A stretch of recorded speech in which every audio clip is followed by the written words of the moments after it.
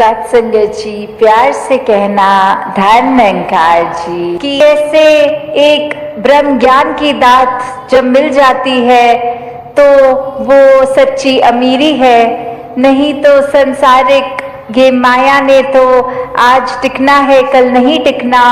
आज अर्थात्मिक रूप में हम कितने भी एक अमीर हो जाएंगे तो कल कोई स्थिति ऐसी आ सकती है कि वो धन दौलत हमसे छिन जाए। तो अगर ऐसा दुनियावी रूप है तो उतार चढ़ाव तो हर एक के जीवन में आने ही हैं। तो ऐसा संतों में क्या अलग होता है, उनके जीवन में भी दुख सुख आते हैं, पर फर्क यही कि संत हमेशा इस प्रभु परमात्मा को अपने मन में बसाते हैं तो कुछ समय के लिए नहीं, वो 24 घंटे पूरी जिंदगी के लिए परमात्मा दिल में बस जाता है। और जब ये परमात्मा दिल में होता है तो एक जीवन में कुछ भी घटता है, मन इस परमात्मा पे जो हमेशा एक स्थिर है, परमात्मा अपने स्थान से हिलता नहीं है। बाकी दुनिया की कोई भी चीज देख लें, पूरे ब्रह्मांड की, वो हिलता ही रहती है सब। तो कैसे ये परमात्मा, ये स्थिर पे जब हम मन टिका लेते हैं, इस स्थिर के साथ जुड़ के खुद भी स्थिर अवस्था प्राप्त कर लेते हैं, तो दुनियावी रूप पूरे दिनचर्या में कुछ भी होता रहे, मन डगमग नहीं करता। मन समय के और स्थिति के अनुसार बहुत ही अपने मन को डुबाता नहीं है। अगर बुरी एक घटना घट जाए या बहुत ही बावले रूप की तरह खुशी भी नहीं मनाता। क्यों? क्योंकि ये स्थिर के साथ जब जुड़ जाते हैं, मन बहुत ही सहज हो जाता है। फिर एक गोइंग विद द फ्लो वाली बात आ जाती है कि कैसे ये परमात्मा ही जो हर चीज का करता है। जब मन इस पे टिका लिया, एक अपने आप को इसके हवाले कर दिया, तो फिर ये बात कि ये जो भी कर रहा है इसका किया सब पूर्ण, सब परफेक्ट एकदम है, तो फिर एक चिंता मन में उस रूप में नहीं आती। फिर यही बात कि जो ये कर रहा है इसी की रजा में राजी हैं हम। तो फिर एक कुछ भी हमें मन को खट्टा करने वाली बात नहीं लगती। कोई भी स्थिति एक ऐसी नहीं लगती कि ये परमात्मा ने जीवन में क्यों डाल दिया, या ये ऐसे करता परमात्मा तो ज्यादा बेहतर होता। नहीं, भक्त तो हमेशा यही कहते हैं, तेरा भाना मीठा लागे, कि कैसे एक जीवन में कुछ भी है, ये चाहे खट्टा भी है तो भी मीठा लगता है। सिर्फ ये कोई एक एक्टिंग रूप नहीं है, ये भक्तों के मन की अवस्था है। तो अगर ऐसे मन की अवस्था हर कोई चाहता है कि हो, तो वो संभव है सिर्फ और सिर्फ इस ब्रह्म ज्ञान द्वारा।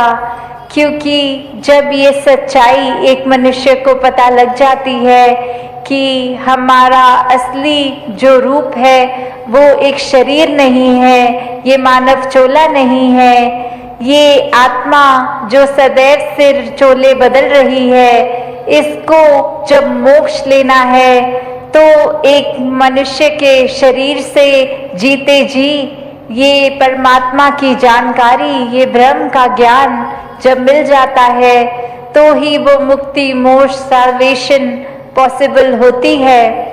और अपने मन में सिर्फ ये जिज्ञासा लाना ही उस समय कि किस तरह हम कहाँ से आए हैं, कहाँ जाना है, और जीते जी किस तरह का जीवन निभाना है।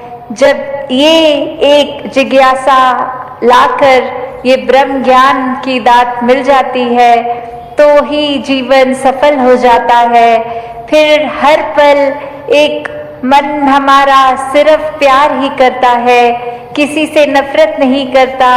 ये बात जान लेता है कि जो परमात्मा मेरे शरीर में है वही सामने वाले के भी है। तो फिर किसी से नफरत, निंदा, किसी की पीठ पीछे चुगली नहीं करता, एक बुरे भाव मन में किसी के लिए नहीं आते, हर एक के अच्छे गुण ही ये मन निकालता है।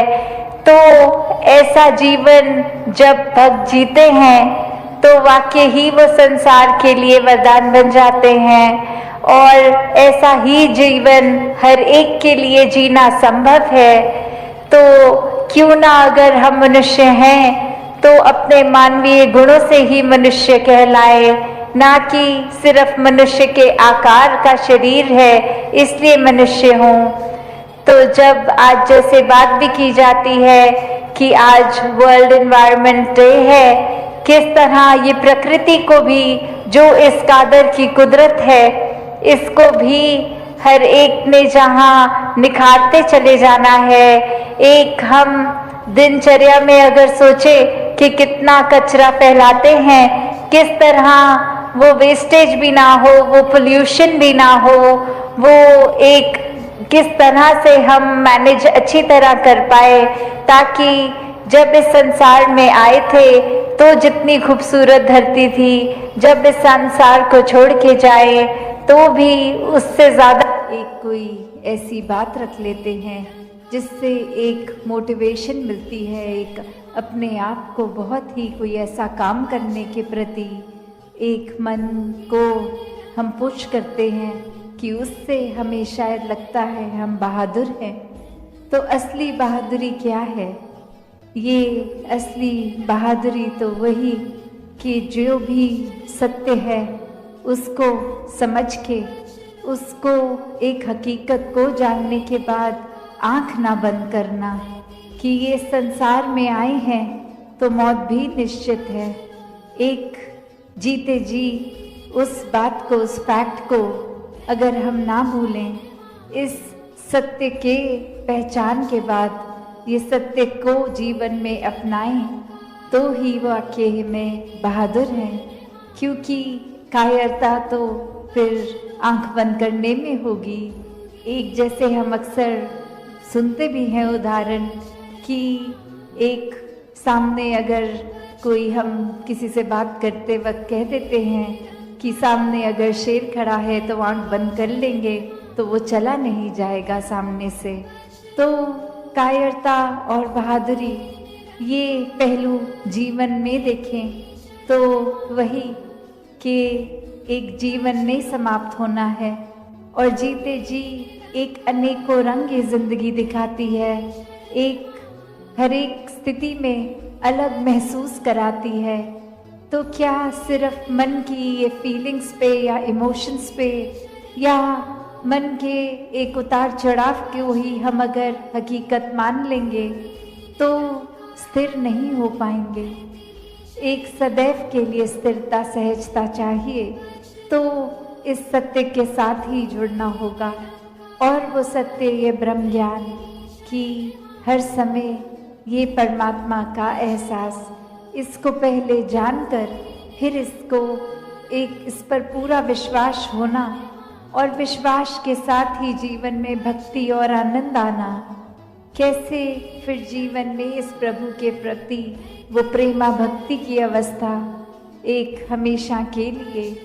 फिर कोई भक्ति में ये नहीं कहा जाता कि दुनियावी काम छोड़ दो, एक जो भी एक साधन है जीविका कमाने का उसको त्याग दो, कहीं दूर चले जाओ, एकांत में चले जाओ। नहीं, एक एकांत में एक समाज से कट के उस तरह भक्ति नहीं, समाज घर परिवार में रह के भक्ति करना। हर एक परमात्मा की रचना, हर एक इंसान, चाहे वो घर के मेंबर्स हों या फिर कोई दोस्त या फिर कोई अजनबी, तो कैसे हर एक में जहाँ परमात्मा है, हर एक में उस परमात्मा का वास है, तो ये परमात्मा हर एक में देखा जा सकता है। तो वो उससे इसकी दूरी ये तय हो जाती है जब साक्षात ब्रह्म ज्ञान द्वारा ये परमात्मा दिखता है। फिर वो कण कण में दिखता है। फिर ये परमात्मा एक हर समय की सच्चाई बन जाती है। बाकी दुनियावी सच्चाइयाँ तो बदलती रहती हैं, कोई भी ऐसी चीज़ नहीं जो सदैव की सच्चाई हो। एक शरीर को भी हम ले तो ये भी बदल जाता है, हमारे सोच ख्याल को लें ये भी बदल जाते हैं, कोई भी तत्व ले लें वो भी अपना रूप बदल लेता है। तो कैसे सिर्फ और सिर्फ ये परमात्मा जो अगर जहाँ पे भी आस्था है, विश्वास है, उस धर्म ग्रंथ को भी पकड़ लें तो वही परिभाषा एक ही कि ये परमात्मा, इसका कोई टुकड़े नहीं कर सकता, ये कोई फॉर्म में नहीं है, ये हर जगह है, शुरू से था और सृष्टि खत्म होने पे ये अंत नहीं है इसका। कैसे ये कोई भी चीज़ से एक कम ज़्यादा नहीं किया जा सकता। तो जो ये सच्चाई को पहचान लेता है, वाक्य में वो अपनी हकीकत भी पहचान लेता है कि एक शरीर से जुड़ी हुई एक शॉर्ट टर्म, एक छोटे, एक कुछ सालों के लिए कम समय की एक सच्चाई नहीं, पर सदैव रहने वाली सच्चाई। कैसे फिर मन परिस्थितियों के साथ एंग्शियस नहीं होता, एक मन में ऐसे ख्याल नहीं आते जो बेचैन कर देते हैं, क्योंकि सब में ही ये परमात्मा का हाथ एक आशीर्वाद रूप ही दिखता है कि अभी अगर ये परिस्थिति आई है तो हमें इस परिस्थिति से क्या सीखना है, हमें अपना कॉन्डक्ट कैसे रखना है। तो हर किसी चीज़ में जब एक हम कण कण से शिक्षा ले लेते हैं तो वाकई ही परमात्मा का एहसास कण कण में हुए, और ये एहसास कोई भी चीज़ से हो सकता है। तो एक बार जब इस परमात्मा से जुड़ गए ब्रह्म ज्ञान द्वारा, तो फिर दुनिया की कोई भी चीज़ फिर एक डामाडोल नहीं करती, फिर सिर्फ एक हम उस चीज़ के मोहताज नहीं रह जाते कि जब जब जीवन में हमारे हिसाब से जीवन चल रहा है तब तो परमात्मा है, वरना एक नहीं कोई हमारे मुताबिक चीज़ चली तो परमात्मा को ही कोसते चले गए। परमात्मा से ये मन की एक शक की बात कि परमात्मा हो भी कि नहीं हो, अगर हो तो हमारी क्यों नहीं सुनते हो, एक हमारे ही शरीर में क्यों तकलीफ दी, एक हमें ही कोई धनहीन क्यों रखा, एक हमें ही ऐसी परेशानियां जीवन के इतने पड़ाव पे इतने लगातार क्यों दी। भक्त तो जानते हैं कि परमात्मा का होना ही सच्चाई है, परमात्मा द्वारा हर पल जीवन का ये प्रसाद रूप है, इसको अब कैसे निभाना है वो हम पे है। एक हमारी चेतनता, उसको प्रयोग में लाना है कि कैसे एक कर्म जहाँ करने की आज़ादी है वहाँ किस तरह चुनाव करना है कि किस समय में कौन से कर्मों को करना है। और उत्तर बहुत ही सरल कि हम कर्म भी वो करते हैं जो हमारी सोच बन जाती है, जो चरित्र बन जाता है, जो बोली भाषा जैसी बन जाती है। तो बात वही कि जब ये परमात्मा को ही मन में बसाएंगे तो हर पल इसी का शुक्राना होगा, इसी का एहसास होगा और इसी परमात्मा के ऊपर जीवन आधारित होगा, तो कर्म भी बहुत पावन बन जाएंगे।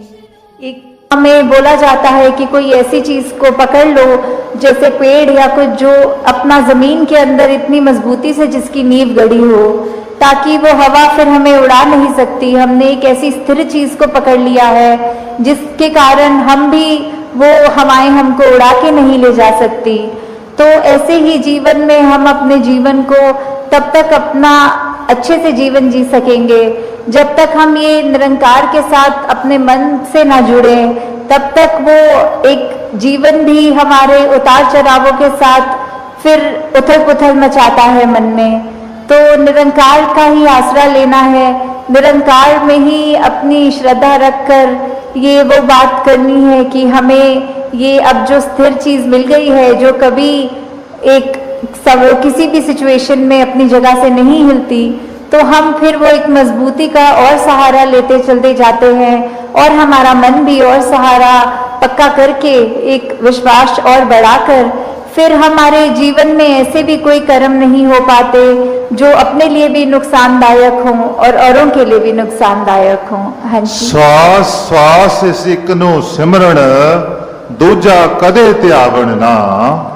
तो फिर जब एक ये लगन लग जाती है निरंकार के साथ, ये अपने इसको हम हर पल अपने जहन में, अपने ऐसे कर्मों में, अपने भावों में पल पल, वो हमें पता भी नहीं लगता कि जिस तरह सांस लेना होता है उसके लिए कोई खास समय अलग से नहीं निकलता, कुछ भी करते हुए हम वो श्वास लेते हैं, वैसे ही ये निरंकार का एहसास हमारे मुख से उस तरह कभी तो शब्द रूप में भी सिमरन निकलता है, और कभी अगर कोई अन्य काम में व्यस्त हो तो भी वो एक लिव जुड़ी जिसको बोलते हैं निरंकार के साथ, तो जब वो हो वहां पे हम रहे पूरे समय, तो दिन में कुछ भी करते चले जाएं पर लगातार एक चीज एक कांस्टेंट रहती है, वो है कि ये निरंकार का एहसास।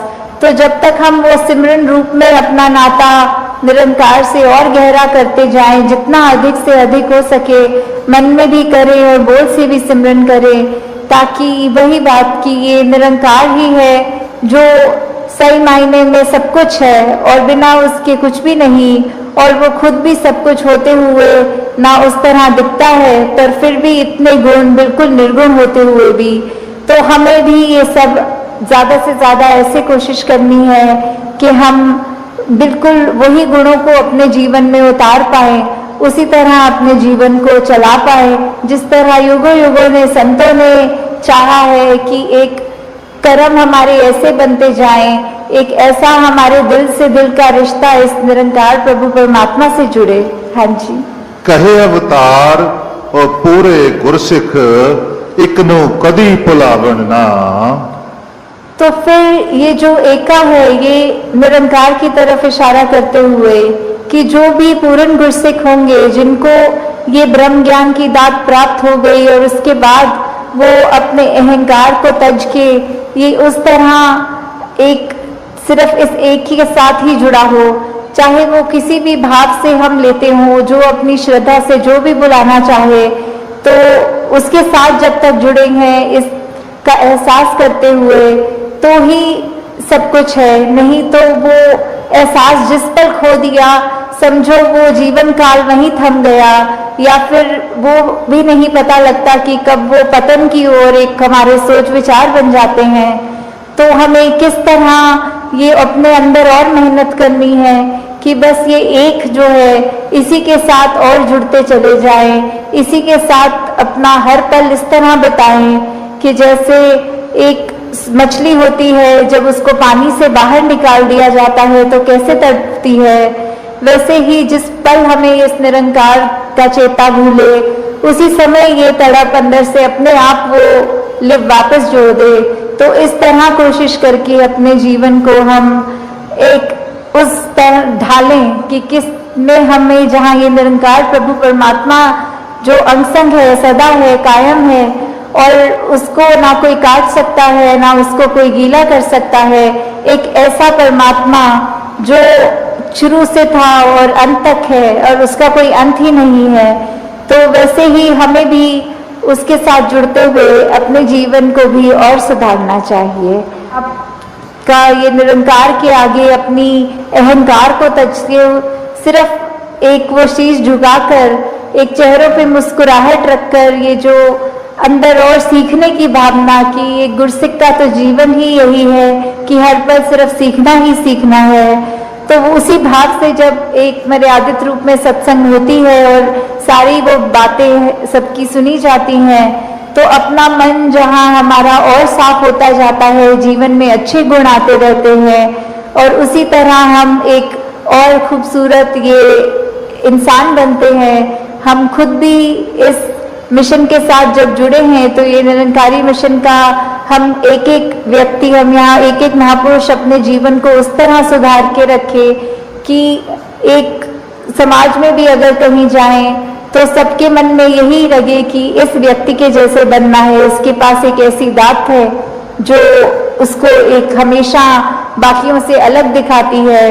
तो इस तरह हमारे कर्म ही जब वो प्रचार का रूप ले लें, हमारी भाषा ही प्रचार का रूप ले ले, हमारे सोच ही प्रचार का रूप ले ले, तो फिर हमारा ये जीवन काल जब तक है और उसके बाद जैसे लोक सुखी पर लोक सुहेला, तो किस तरह ये जीवन भी जीते हुए हमने जहाँ वो ह्यूमन वैल्यूज को रखना है, एकत्व, भाईचारा, मिलवर्तन, करुणा, दया, ऐसे अनगिनत जो भी है वो तो रखकर अपने जीवन में हर पल जीवन को जीना है। और उसके बाद ये ब्रह्म ज्ञान जो इस जीवन काल में हमें मिल गया है, वो दात को हमें हर पल ऐसे याद रखना है कि कभी भी अगर अंत समय हो तो वो दात हमें हमसे छिन ना जाए, उसको निरंकार को ऐसे संभालते हुए हर पल निरंकार का एहसास रखना है, और उसके बाद सिर्फ वही एक दात है। और यहाँ पे भी जो सत्संग के दौरान भी हमने सुना, चाहे वो छोटे बच्चे की ज़बान से हो, चाहे बुजुर्गों के, चाहे वो कोई भी तरह का सहारा लिया हो, स्पीच का, गीत का, कविता का, तो सबने एक ही बात दोहराई कि ये जो मिशन हमें क्या शिक्षा दे रहा है कि ये जीवन इस निराकार के आश्रय, इसके एहसास में ही बिताया जाए। वही जो संतों ने हमेशा समझाया, ये वहाँ भी बात, ये यहाँ भी, क्योंकि ये सच, ये निराकार, ये परमात्मा कोई समय का या जगह का मोहताज नहीं है। ये हर समय की कायम दायम सच्चाई है। और कैसे फिर हर समय ये पल जीवन के जो हर कोई जी रहा है, उसमें क्या कर रहा है, किस तरह ये जीवन तो अपने रफ्तार से आगे बढ़ती जा रही है, और इन पलों में क्या क्या करना है, क्या नहीं, ये ब्रह्म ज्ञान द्वारा सूझी तो मिल ही गई है, विवेक आ गया है। पर ये किस तरह समय का फिर भी एक इस्तेमाल हो रहा है, वो हर एक के ऊपर, और कैसे इसमें बेहतरी की जा सकती है, कैसे एक उदाहरण देके राशि बात समझाएगी कि एक सपने में अगर कोई चीज आ जाती है ख्याल में, और उठते हैं और एहसास होता है कि ये वो सच्चाई तो नहीं थी, ये तो कुछ और ही था। चाहे उस समय जब वो सपना आ रहा होता है, वो बहुत ही रियल, बहुत ही एक असली लग रही होती है, वो ही वास्तविकता लग रही होती है, पर ये आंख खुलने के बाद समझ आता है कि वो सच नहीं था। ऐसे ही ये जीवन भी, ये हर पल जो बीत रहे हैं, ये रूप बदल रहे हैं, ये हमेशा के लिए रहने वाले नहीं हैं। ये एक शायर ने भी जैसे कहा, ये जो बीत रहा है वक्त नहीं है, ये जिंदगी है। कि कैसे एक कुछ समय को हम टेक फॉर ग्रांटेड कर देते हैं कि चलो थोड़ी देर की ही बात है, कुछ काट लेते हैं, ऐसे ही समय काट लेते हैं, फिर समय ठीक हो जाएगा, या फिर हम कुछ जो करना चाहते हैं कर लेंगे, और वो जो पल है, लिविंग इन द मोमेंट वाली बात, वो नहीं कर सकते। उस समय हमें आने वाले कल के, आने वाले समय के सुधार के लिए वो ख्याल, वो टेंशन लगी रहती है, और उस समय को पूरी तरह नहीं जी पाते। तो बात रही कि ये निराकार ने तो हर पल ही बेहतरीन बनाया है, तो हमें उस समय वो पल अच्छे क्यों नहीं लग रहे, कमी किसमें है, वो हमें अपने अंदर झांक के देखना है। कैसे ये पल हम उस तरह, उस नजरिए से तो सोच लेंगे कि ये जो वक्त बीत रहा है, ये अभी कैसा भी है, तो ये वक्त की तरह ये कुछ टाइम बाउंड है और निकल जाएगा।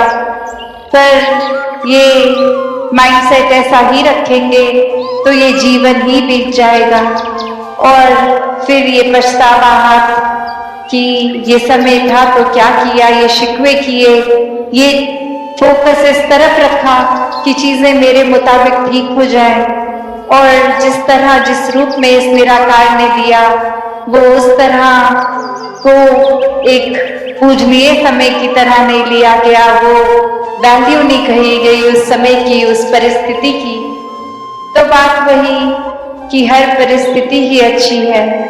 हर परिस्थिति में रहना, ये बात कि हमें जैसे कश्ती में अपनी हवा के मुताबिक सेल्स को एडजस्ट करना, तो जो कर लेते हैं वो मुबारक जीवन जी लेते हैं, वो भक्ति में वाकई ही पल पल में जीते हैं। क्योंकि जब एक भक्ति कर रहा है तो वाकई ही कोई सुध-बुध नहीं होती, अपनी परिस्थितियों की तो दूर की बात, अपने शरीर का भी पता नहीं लगता। ये हर पल इस परमात्मा के प्यार में है, तो फिर कुछ अच्छा बुरा ये सोच ही कहाँ आती है, ये ख्याल भी कि ऐसा नहीं, ऐसा होना चाहिए, या ये कमी है, ये खालीपन है। पर जैसे जैसे अभी राष्ट्रपिता जी ने भी जो जिक्र किया कि हम एक रास्ता किस चीज के लिए बना रहे हैं, ये खालीपन, ये गलतियों, ये कमियों पे अगर नजर ही डालते रहेंगे तो उन्होंने मैग्नीफाई होना है, उन्होंने बढ़ना है। जो चीज पे हम फोकस करते हैं वही उस समय की हमारी पूरी दुनिया बन जाती है, तो उस समय वही चीज सबसे महत्वपूर्ण लगती है।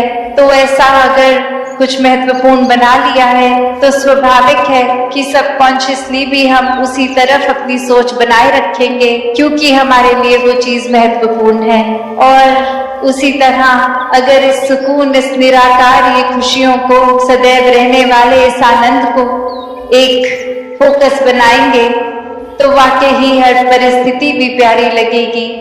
अपनी शरीर में अगर कोई पीड़ा है तो वो भी मुबारक लगेगी।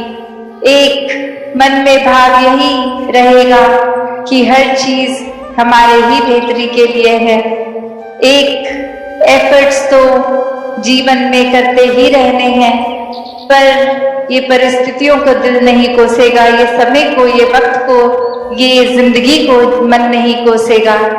ये भाव फिर यही कि ये प्यार है इस परमात्मा से, तो प्यार में तो सभी कुछ मुबारक होता है। जैसे हम एक दुनियावी प्यार के रिश्ते में भी कोई प्रेमी प्रेमिका की बात करें तो अपने प्रेमी की हर बात ही फिर प्यार में बहुत अच्छी लगती है। फिर ये मन नहीं करता कि दूसरे इंसान हमको हम अपने मुताबिक बदलें, क्योंकि ये जो प्यार की बात है तो वो तो यही है कि हम किस तरह इस रिश्ते को देख रहे हैं। किसी को अपना बनाना इश्क नहीं है, किसी का बन जाना इश्क है। तो पूरी तरह ये समर्पण की बात, ये प्यार की बात कि जिस तरह ये सामने वाला चला रहा है ये एकमिक होके उसी तरह चलने लगे। और वही ये आत्मा परमात्मा का भी रिश्ता है, ये एकमिक होके जीने वाला। इसमें फिर क्यों, किंतु, परंतु कुछ भी सवाल नहीं, कुछ भी एक शिकायतें नहीं, कुछ भी इम्परफेक्ट नहीं है। फिर सब कुछ परफेक्शन से, एक बहुत ही पूर्णता से है। ये हर पल बहुत ही सुनहरा है। फिर ये जीवन में जो ये समागम का भी टॉपिक, ये विस्तार, तो ये विस्तार हर चीज में आएगा। ये ज्ञान ही अपने आप में इस निराकार के इतने करीब लाने के लिए, और ये निराकार ही इसका विस्तार हर जगह, ये कभी भी खत्म ना होने वाला। और कैसे फिर हम अपने सोच की भी विस्तार करें, अपने स्वभाव में अच्छाइयों के का भी विस्तार करें। ये पल पल में हर पहलू में जीवन के देखें तो ये अच्छाइयों का ही विस्तार हो। तो कैसे जब इस निराकार, इस पूर्ण से जुड़ गए तो वाकई ही हर पल सुनहरा है। ये हर पल में फिर एक सच्चाई के साथ जुड़े हैं तो फिर फर्क नहीं पड़ता कि ये जीवन में हम किस तरह जी रहे हैं। अभी उठ के कोई अपनी ड्रीम्स बना रहे हैं या सोते हुए कोई सपना आया, सब एक बराबर लगता है, क्योंकि इस निराकार से ये लिप जुड़ गई है। और फिर वो बंद आंखों का भी सपना मुबारक है। और जीते हुए अपने सपनों की ओर एक परिश्रम करते हुए वो अचीव करने की कोशिश भी मुबारक, क्योंकि वो हर चीज ही भक्ति बनी है। फिर ये दिल हर समय खुश भी रहता है, हर एक को खुशियां देने के बहाने ढूंढता है।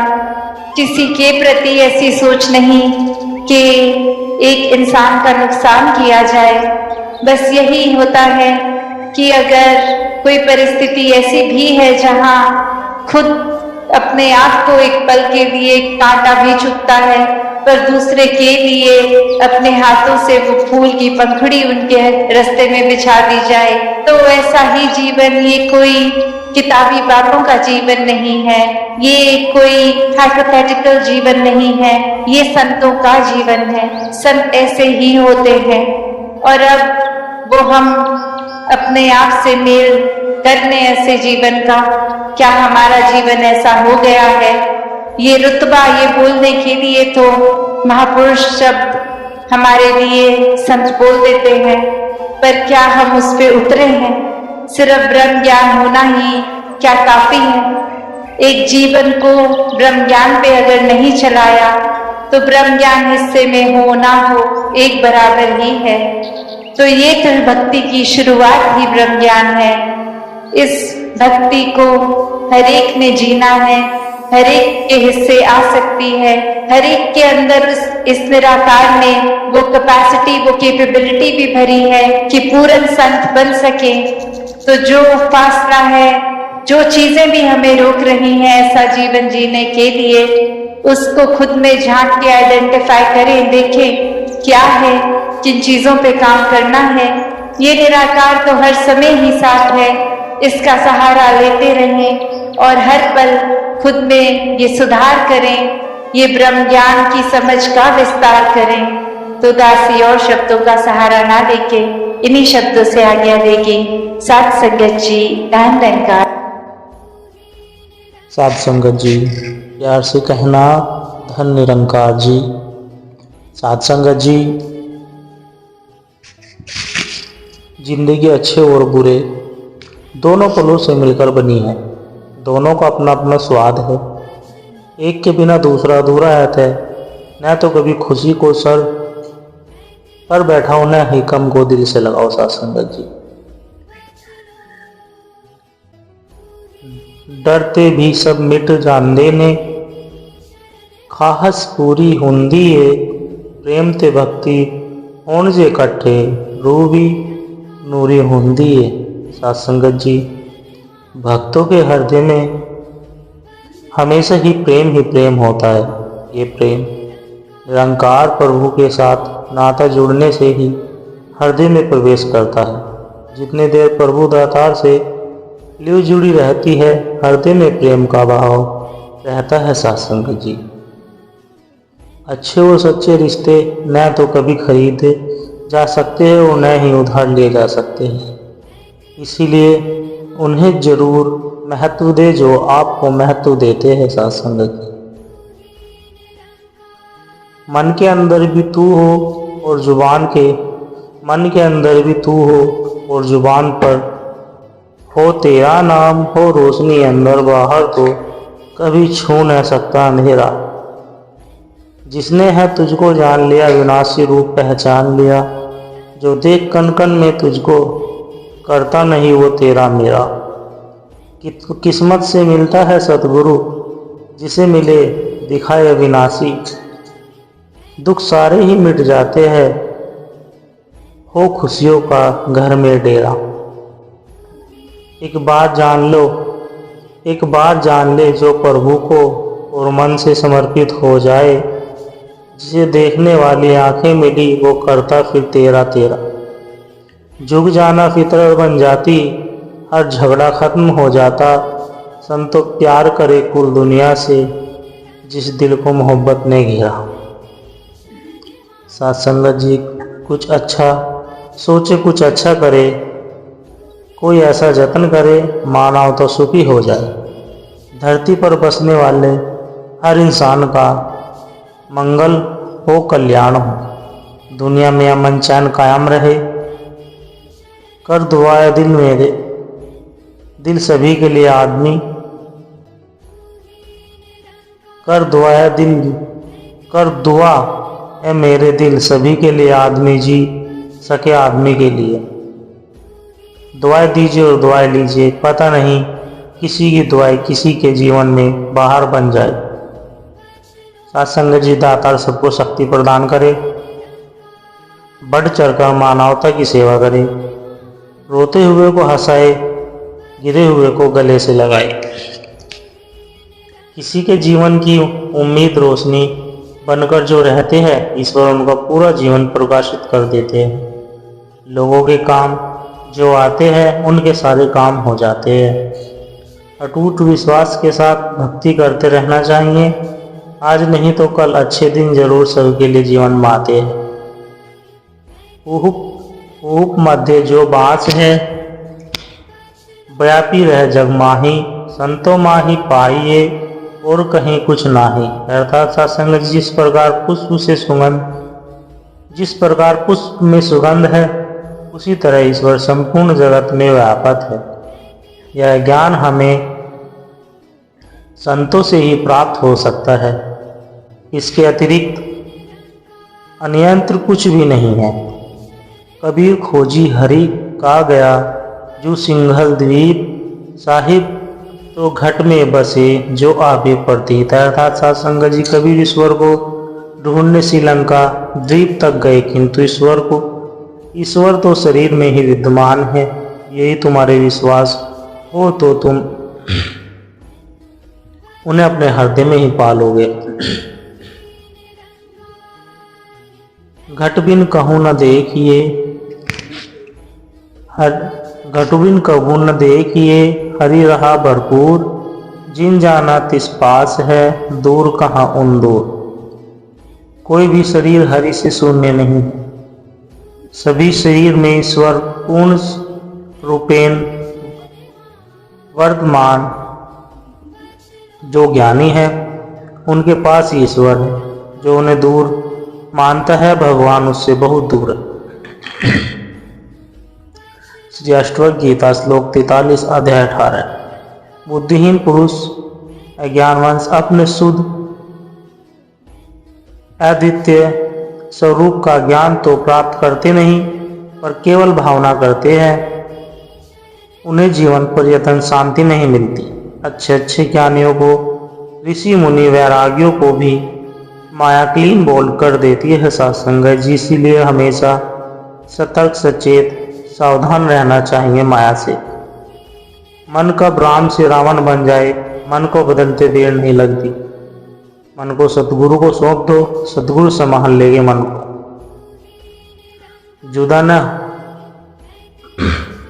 जुदा न होता तू पल भर है, नित नित तुझको नमन करूं। तू ही समाया अंग संग में, नित नित तुझको नमन करूं। रंग जाऊं तेरे ही रंग में, नित नित तुझको नमन करूं। जित जाऊं तुझे ही पाऊं, नित नित तुझको नमन करूं। गुण हरदेव तेरे ही गाऊं, नित नित तुझको नमन करूं। समुद्र सभी के लिए एक है, पर कुछ तो उसमें से मोती ढूंढते हैं, कुछ उसमें से मछली ढूंढते और कुछ सिर्फ अपने पैर गीले करते हैं। जिंदगी भी एक समुद्र की भांति है। यह सिर्फ हम पर निर्भर करती है कि इस जीवन रूपी समुद्र में हम क्या पाना चाहते हैं और हमें क्या ढूंढना है। जो ज़्यादा दिमाग चलाते हैं वो गुरु के दरबार में टिकते ही नहीं।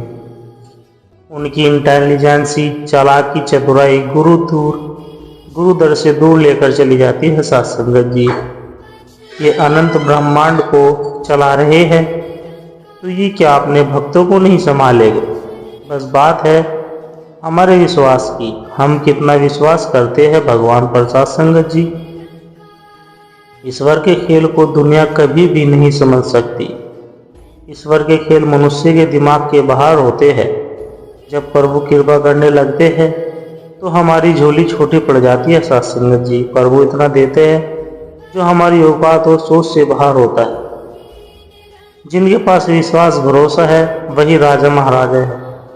रब राजी तो सब राजी, रब है तो सब है। सत्संगत जी, बस मिलता ही रहे सदा एक तेरा प्यार, तू ही एक सबका यारों का ही यार, कैसे अदा करे यह तेरा है उपकार, तू ही लगा सकता है सबका बेड़ा पार। जीवन में तू ही तो सबका आधार, तुझसे ही मिल सकता है जीवन का साथ। हम दुनिया को भले ही मूर्ख बना ले, सतगुरु से कुछ भी छुपा नहीं। सतगुरु सबको जानते हैं, किसके दिल में क्या है सत्संगत जी। दास सबके लिए अरदास सुमरन प्रार्थना करता है, दातार सबको सुमति प्रदान करे, सबकी सोच विचार इरादे नेक होते चले जाए, सबके दिलों में प्रेम का विस्तार होता चला जाए, हम तंग दिली स्वाद से बाहर आ जाए, विशालता को अपनाए साथ संगत जी। जब सुमरन प्रभु को याद करते हैं तब अपने आप अच्छे अच्छे काम होने लगते हैं साथ संगत जी। सारी बदी बुराइयां मन से भाग जाती है। जो जनहित में कार्यरत रहते हैं, लोक सेवा में लोग लगे रहते हैं, निष्काम निस्वार्थ भाव से नेकी परोपकार परमार्थ सेवा करते रहते हैं, प्रभु को सदैव प्रिय होते हैं दास संगत जी। प्रभु प्रसन्न रहते हैं। ईश्वर से मिलन का अर्थ है अपने आप को गुण कर्म स्वभाव की दृष्टि से ईश्वर जैसा बना लेना और अपनी आकांक्षाओं तथा गतिविधियों को वैसा बना लेना जैसे कि ईश्वर की है अथवा उसे हमें अभीष्ट है। सत्संग जी, सत्संग कल्प वृक्ष है, सत्संग रंग को राजा बना देता है, कुमति सुमति में बदल जाती है। सब कुछ निरंकार भगवान।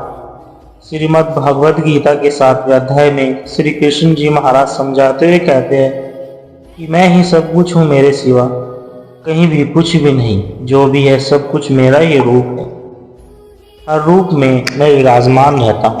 संगत जी बड़े प्यार के साथ कहना जी, धन निरंकार जी।